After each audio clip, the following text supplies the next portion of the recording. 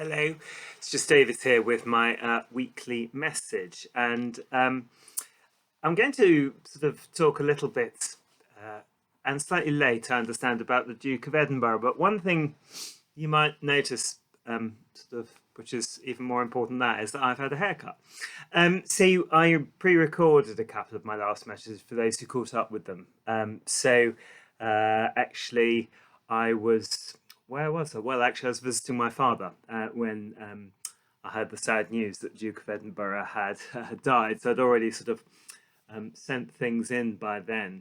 Um, and so I thought, just kind of coming back from leave, I would just say a few words about the Duke of Edinburgh and just, I mean, obviously a lot's already been said, but just sort of pick up on one thing and pick up on something that was sort of a tribute that kind of touched me, I suppose, in a way, or made me reflect, shall I say. And from quite an unlikely source, it was Ian Hislop on Have I Got News for You? Now, I know what you're going to say, that's a quite a reverend programme, and, well, goodness me, what they're saying about the Duke of Edinburgh. But actually, he said quite a kind thing, I thought. Obviously quite satirical, quite funny. But what he said was, and you might have seen it, was that very often with sort of celebrities who are really sort of, sometimes idolised during their lives. One of the things that's happened, and particularly recently, sadly, is that sometimes those celebrities have died, and we found out some really quite unpleasant things about them. Jimmy Savile and Rolf Harris being the two most sort of obvious examples, but there's been others as well. And that's a kind of perhaps a natural thing that people sort of cultivate an image, and then after they've died, sadly, if there are sort of skeletons to come out of the cupboard, that's when they come out. And he said, what you can say about the Duke of Edinburgh is that really opposite happened. During his lifetime, probably he made the news most often, one way or another, for gaffes. Now, I don't think his gaffes were particularly bad. I think he lived for 99 years.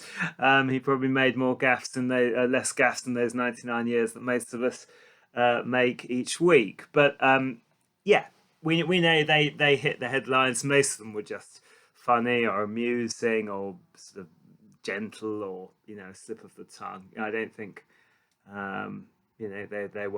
they're awful. But that's what he hit the headlines for slightly, and that was the angle the news gave. And when he died, to sum it up, everybody realised it was really a good bloke who had supported the Queen, had done a lot for sort of some of the causes that were dear to his heart, had been quite sort of brave in his military service, and over those 99 years had seen a lot of life and lived a lot of life. And yeah, as I say, was a basically a decent chap.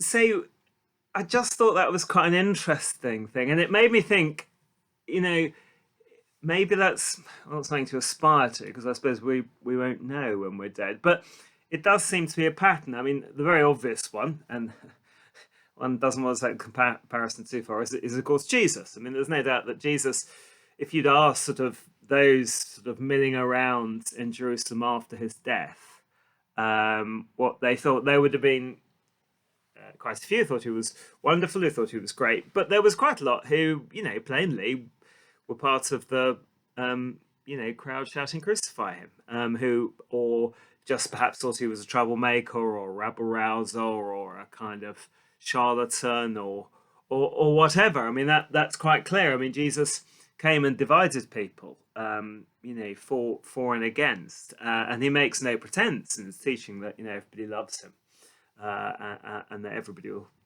think he's a great celebrity. He knows that when he comes and preaches love, it will sort of divide people. And that's true, I think, of then a lot of people since then. And of course, you can say the very obvious things, which is, the martyrs and good people who died for their causes facing evil. The sort of Oscar Romeros and Dietrich Bonhoeffers of this world. People who kind of stood up against evil and paid the price for it, and in that sense, are therefore, much more sort of admired and lionized after their deaths.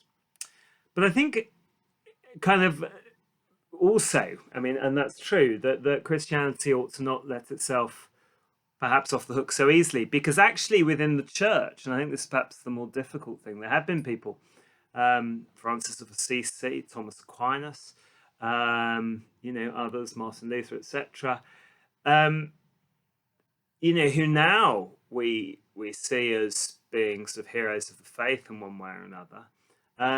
But at the time, and sometimes subsequently after their death, were judged by the church not to be, sound or orthodox or whatever.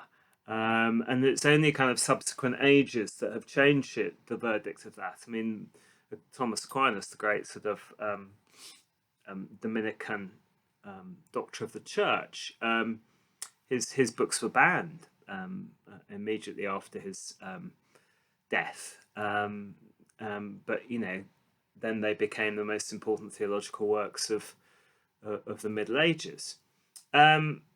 So, yeah, as I say, we ought not to let ourselves off the hook. It's not just a case of good against evil, but sometimes even within, the church, it will take us a little while to reflect on people's lives and come to an honest assessment. One of the things we get sort of taught when you're starting out on theology, particularly for theology for ministry, is what's called the Pastoral Cycle. And it's really a very simple thing. All it means is that we take a little time to reflect on things when they happen.